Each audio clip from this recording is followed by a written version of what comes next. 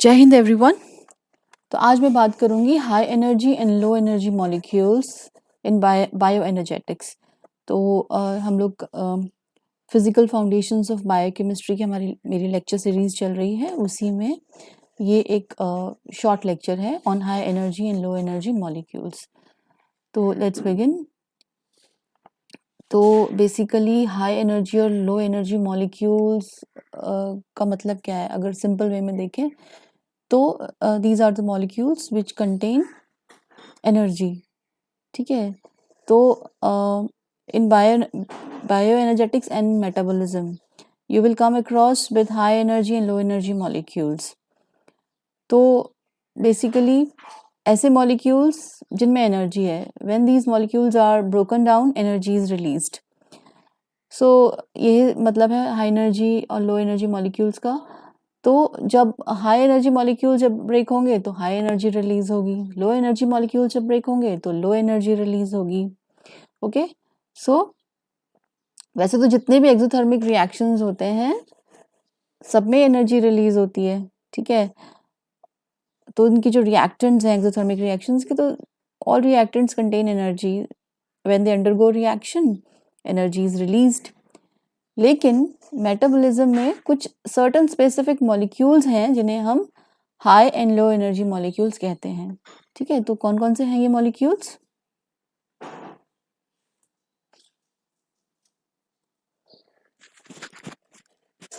तो ये सारे मॉलिक्यूल्स हैं high energy and low energy molecules. तो इसमें है एटीपी। ठीक है, एटीपी सबको पता है, ATP is energy currency for all organisms. ठीक है, so it is a universal energy currency। तो ये है। उसके बाद है phosphoenol pyruvate, then 1,3-bis phosphoglycerate, then phosphocreatine, then glucose 3 phosphate, fructose 6 phosphate, glucose 6 phosphate, glycerol 3 phosphate और एसिटाइल कोएंजाइम है। तो ये सारे जो मॉलिक्यूल्स हैं these are high and low energy molecules। so इनमें से कौन कौन से हाई एनर्जी मॉलिक्यूल्स हैं और कौन कौन से लो एनर्जी मॉलिक्यूल्स हैं? Okay, so ATP, phosphoenol pyruvate, 1,3-bis phosphoglycerate, phosphocreatine and acetyl coenzyme है। ये सारे हाई एनर्जी मॉलिक्यूल्स हैं। ठीक है, उसके अलावा glucose 3 phosphate, fructose 6 phosphate, glucose 6 phosphate, glycerol 3 phosphate, ये सारे क्या हैं? लो एनर्जी मॉलिक्यूल्स हैं। So while studying metabolism, you will come across with all these molecules। So अब यहाँ पे क्वेश्चन ये उठता है कि why we say that all these molecules are high and low energy molecules। इनमें एनर्जी लाई कहाँ करती है? तो इसको हम समझते हैं और हम एग्जाम्पल लेंगे एटीपी का। ठीक है, एटीपी का हम स्ट्रक्चर देखेंगे और हम देखेंगे कि कहाँ इस मॉलिक्यूल में एनर्जी लाई करती है। Why we say that ATP is a high energy molecule। ठीक है, so let's begin। So this is the structure of ATP molecule। तो ATP बेसिकली क्या है? ATP is a precursor of RNA molecule। ATP क्या है? It is a ribonucleotide। ठीक है, adenosine triphosphate. तो इसमें किससे बनता है ATP? एक प्यूरीन बेस है एडेनिन। ठीक है, एडेनिन और साथ में होते हैं राइबोज यूनिट और साथ में ये 3 फॉस्फेट ग्रुप्स होते हैं। ठीक है, सो एडिनोसिन ट्राइफॉस्फेट। ठीक है, एडेनिन जब राइबोज यूनिट के साथ अटैच होता है तो इस पूरे इसको क्या कहते हैं? इस यूनिट को एडिनोसिन कहते हैं और इसके साथ 3 फॉस्फेट ग्रुप्स जुड़े हैं, तो now it becomes adenosine triphosphate. ठीक है, तो ये जो एडिनोसिन ट्राइफॉस्फेट है एटीपी है, इसमें बेसिकली क्या है? It contains 2 high energy phosphoanhydride bonds. ठीक है, यहाँ मैंने नंबरिंग की है 1 and 2। So there are 2 high energy phosphoanhydride bonds और यहाँ इन दो बॉन्ड्स में एनर्जी लाइक करती है। ठीक है, so when these bonds are broken then high energy is released. Okay, तो इसे और समझते हैं। जैसे when this ATP molecule is hydrolyzed to ADP plus PI, यानी कि जब इस ATP molecule का जो ये टर्मिनल फॉस्फोरिल ग्रुप है that is hydrolysed, then it is converted into ADP plus PI और ये जो रिएक्शन होता है इसका जो delta G standard free energy change है दैट इज अप्रॉक्सीमेटली -30.5 30.5, मैंने यूनिट्स नहीं यहाँ पे लिखे हैं बट -30.5 किलो जूल्स पर मोल इसके यूनिट्स हैं।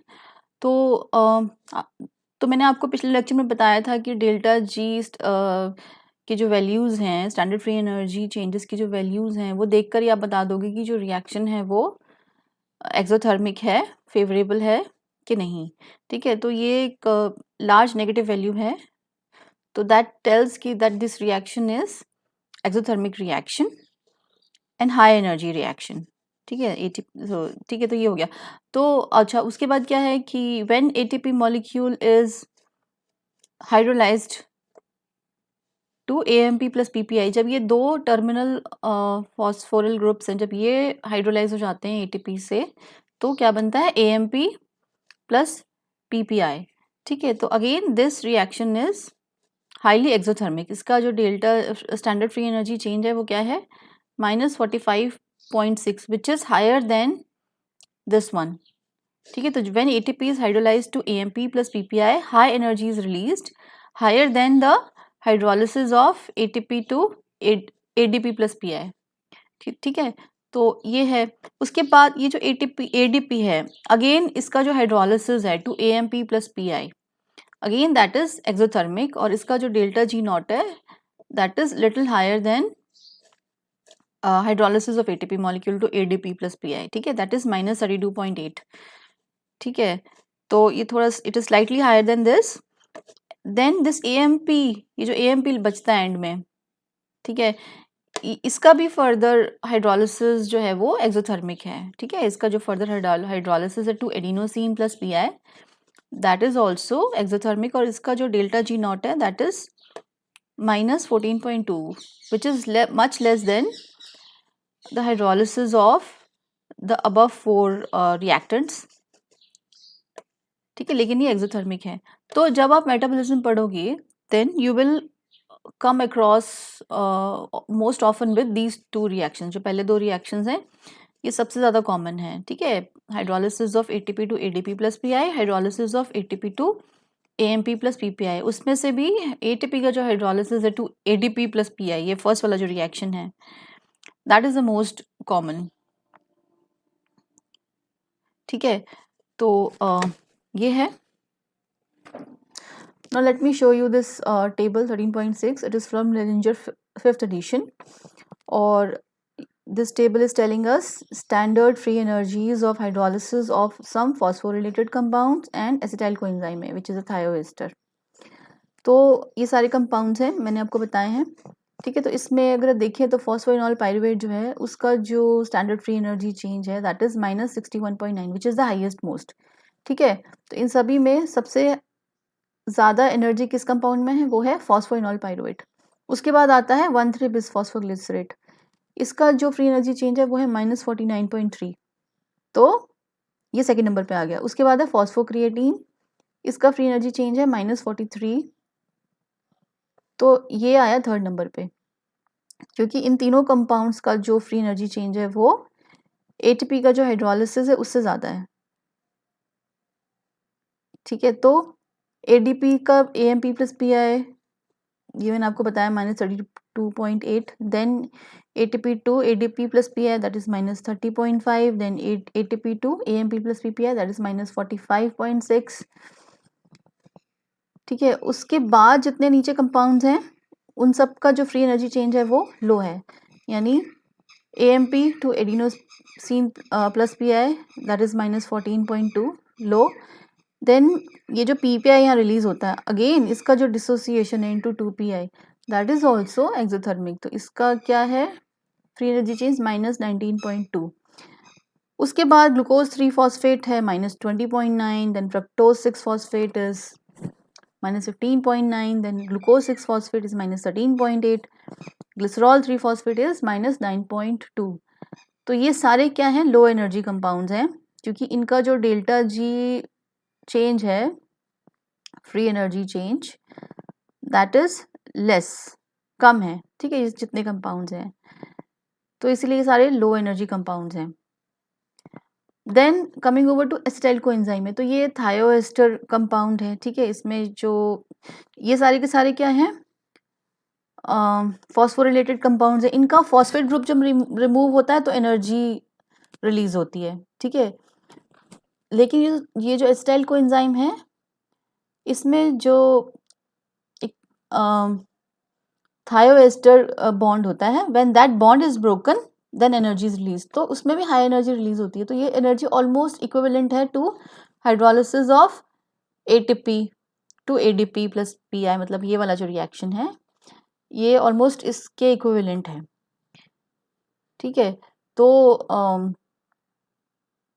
मैंने आपको बताया कि एसिटाइल कोएंजाइम ए, एटीपी, और एटीपी से जो एटीपी की हाइड्रोलिसिस से जो एनर्जी रिलीज होती है, यानी कि ये वाला जो -30.5, इससे ऊपर जितने कंपाउंड्स हैं जिनकी एनर्जी इससे हायर है वो सारे के सारे हाई एनर्जी कंपाउंड्स, यानी कि जो एटीपी का हाइड्रोलिसिस जो होता है टू एडीपी प्लस पीआई -30.5, इससे अबव जो भी कंपाउंड्स हैं जिनकी एनर्जी इससे अबव हैं वो सारे के सारे हाई एनर्जी कंपाउंड्स हैं, ठीक है। और -30.5 से नीचे जो अगर फ्री एनर्जी चेंज है, ठीक है, ऐसे कंपाउंड जिनका फ्री एनर्जी चेंज -30.5 से नीचे है, एटीपी के हाइड्रोलिसिस से नीचे हैं, वो सारे के सारे लो एनर्जी कंपाउंड्स हैं, ठीक है। तो जब आप मेटाबॉलिज्म पढ़ोगे तो आप देखोगे कि ये जो 3 ऊपर के कंपाउंड्स हैं, फॉस्फोइनॉल पाइरुवेट, 1,3-बिसफॉस्फोग्लिसरेट और फॉस्फोक्रिएटिन, ये सारे कंपाउंड जो हैं ये एटीपी को सिंथेसाइज कर सकते हैं, समझ रहे हो। ये सारे तीनों कंपाउंड जो हैं, these 3 compounds can synthesize ATP from ADP plus PI। मैंने आपको बताया था कि ATP का जो हाइड्रोलिसिस है टू ADP plus PI ये एक्सोथर्मिक है, तो ATP का जो सिंथेसिस है वो क्या होगा, एंडोथर्मिक होगा, यानी कि ATP के जो सिंथेसिस को के लिए एनर्जी की जरूरत पड़ेगी, ठीक है, एंडोथर्मिक होगा। तो ये जो 3 कंपाउंड्स हैं, फॉस्फोइनॉल पाइरुवेट, 1,3-बिसफॉस्फोग्लिसरेट, फॉस्फोक्रिएटिन, ये तीनों कंपाउंड्स एटीपी को सिंथेसाइज कर सकते हैं, ठीक है, क्योंकि इनकी जो फ्री एनर्जी चेंज वैल्यू है डेल्टा जी नॉट है, that is higher than that of hydrolysis of ATP, ठीक है। ये सारे -61.9 है, -49.3 है, -43.0 है, ये सब की जो ये सारी वैल्यूज हाई हैं, ठीक है। ये जो डेल्टा जी नॉट है, फ्री एनर्जी चेंजेस है, ये हाई हैं, तो ये एटीपी को एडीपी प्लस पीआई से सिंथेसाइज कर सकते हैं, ठीक है। So that is why all these 3 molecules are considered to be high energy molecules, ये तीनों हाई एनर्जी मॉलिक्यूल्स हैं, ठीक है। और उसके अलावा जितने मॉलिक्यूल्स हैं वो लो एनर्जी मॉलिक्यूल्स हैं। अच्छा, एसिटाइल कोएंजाइम ए जो है that carries high energy, no doubt, but ये एटीपी को सिंथेसाइज नहीं कर सकता है। Acetyl coenzyme A cannot synthesise ATP from ADP plus Pi, ये इस रिएक्शन को इसके साथ इसको कपलिंग इसकी नहीं हो सकती है, तो इसीलिए ये इसको हम हाई एनर्जी मॉलिक्यूल में एज सच नहीं लेते हैं, ठीक है। तो बेसिकली हमारे जो हाई एनर्जी मॉलिक्यूल्स हैं वो क्या है, 3 है, फॉस्फोइनॉल पाइरुवेट, 1,3-बिसफॉस्फोग्लिसरेट, phosphocreatine and of course ATP, ठीक है। So these 4 molecules are high energy molecules, और इसके अलावा जो दूसरे मॉलिक्यूल्स हैं वो लो एनर्जी मॉलिक्यूल्स होते हैं। सो दिस इज फिगर 13.19, ये लेनिंजर 5th एडिशन में है, पेज नंबर 507। तो इसमें ये बहुत इंटरेस्टिंग, बहुत सिंपल वे में आपको बता देगा कि हाई एनर्जी कंपाउंड्स क्या है, लो एनर्जी कंपाउंड्स क्या है, ठीक है। तो आप ये देख सकते हो यहाँ पे ये जो वाई एक्सिस है, इसमें डेल्टा जी नॉट, ये स्टैंडर्ड फ्री एनर्जी वैल्यूज़ हैं, ठीक, कंपाउंड्स की, ठीक है। और ये देख सकते हो स्केल 0, -10, -20 टू -70। तो इसमें हाई एनर्जी कंपाउंड से एरो बना है अप, यानी कि ये लाइन यहाँ पे खींचा हुआ है, इससे ऊपर जितने कंपाउंड्स है वो सारे हाई एनर्जी कंपाउंड्स है, इसके नीचे जितने कंपाउंड्स है वो सारे लो एनर्जी कंपाउंड्स हैं, ठीक है। तो आप देखो इसमें, तो सबसे ऊपर है फॉस्फोइनॉल पाइरुवेट, ठीक है, और देन 1,3-बिसफॉस्फोग्लिसरेट, उसके बाद फॉस्फोक्रिएटिन एंड देन एटीपी, ये चारों जो है हाई एनर्जी कंपाउंड्स हैं, ठीक है। तो ये फॉस्फेनॉल पाइरुवेट का आप स्ट्रक्चर देख सकते हो, यहाँ पे ये फॉस्फेट ग्रुप लगा हुआ है रेड कलर का एनसर्कल्ड, देन 1,3 बिसफॉस्फोग्लिसरेट का this red colour encircled, then phosphocreatine का ये जो है एनसर्कल्ड। तो ये तीनों एरोज दिखा रहा है यहाँ पे एटीपी मॉलिक्यूल का जो ये फॉस्फेट ग्रुप है, ये शो कर रहा है कि ये जो तीनों कंपाउंड्स हैं, these compounds have the ability to transfer their phosphate groups to ATP molecule. That means that these three compounds can synthesize ATP from ADP plus PI. ठीक है, ATP से ATP ये कंपाउंड जो तीनों कंपाउंड्स है ये बना सकते हैं। ठीक है, इसलिए ये तीनों कंपाउंड्स हाई एनर्जी कंपाउंड्स हैं। देन जो ATP है that is the energy currency of our body. ठीक है, यूनिवर्सल एनर्जी करेंसी है। तो ऑलमोस्ट ज़्यादातर जो एनर्जी ट्रांसफॉर्मेशंस होते हैं सेल में उसमें एटीपी इन्वॉल्व रहता है। ठीक है, ATP is central to most of the energy transformations in the cells. तो एटीपी जो है दैट कैन डोनेट इट्स और transfer its phosphoryl group to form these compounds, glucose 6-phosphate, fructose 6-phosphate, glycerol phosphate। ठीक है, तो ये compounds ATP बना सकता है। तो अब ये जो कंपाउंड्स हैं ये इनका जो हाइड्रोलिसिस है वो भी एक्सोथर्मिक है। ठीक है, तो इनका जो डेल्टा जी है वो होगा नेगेटिव ही, लेकिन एज कम्पेयर टू एटीपी कम होगा। ठीक है, जैसे यहाँ पर है these can get phosphorylated, dephosphorilated, इनका फॉस्फेट ग्रुप रिमूव हो सकता है, लेकिन जो डेल्टा जी नॉट है that is less than this, ये यहाँ पे आता है -10 -20 के रेंज में। ठीक है, तो all these compounds are low energy compounds, so you may go through this figure and you can prepare it from for your exams। तो अब हमारे हाई एनर्जी मॉलिक्यूल्स कौन से हैं? फॉस्फोइनॉल पाइरुवेट, 1,3 फॉस्फोग्लिसरेट, फॉस्फोक्रिएटिन और एटीपी, ये चारों हमारे हाई एनर्जी कंपाउंड्स हैं। एसिटाइल कोएंजाइम ए को मैंने रिमूव कर दिया है बिकॉज एसिटाइल कोएंजाइम में दो it has equivalent delta G not और स्टैंडर्ड फ्री एनर्जी चेंज इसका इक्विवेलेंट है टू हाइड्रोलिसिस ऑफ एटीपी, लेकिन एसिटाइल कोएंजाइम ए से एटीपी सिंथेसाइज नहीं हो सकता है। ठीक है, इसीलिए इसको हम हाई एनर्जी कंपाउंड से रिमूव कर देते हैं। और उसके अलावा glucose 3 phosphate, fructose 6 phosphate, glucose 6 phosphate, glycerol 3 phosphate, ये सारे हमारे क्या हैं? लो एनर्जी कंपाउंड्स, बिकॉज ये जो कंपाउंड्स हैं दे कैन बी सिंथेसाइज्ड और their synthesis is coupled with hydrolysis of ATP. ATP जो है अपना फॉस्फेट ग्रुप इनको दे सकता है। ठीक है, और इनको इन कंपाउंड्स को फॉर्म कर सकता है। ठीक है, so synthesis of these compounds are coupled with hydrolysis of ATP, so all these compounds they are low energy compounds, क्योंकि when these compounds are broken down low energy is released। ठीक है, इनका जो डेल्टा जी नॉट है standard free energy change है that is less than that of hydrolysis of ATP molecule. तो मुझे लगता है ये क्लियर होना चाहिए आपको, लेकिन अगर कोई डाउट है तो please feel free to ask. Okay, thank you and bye bye.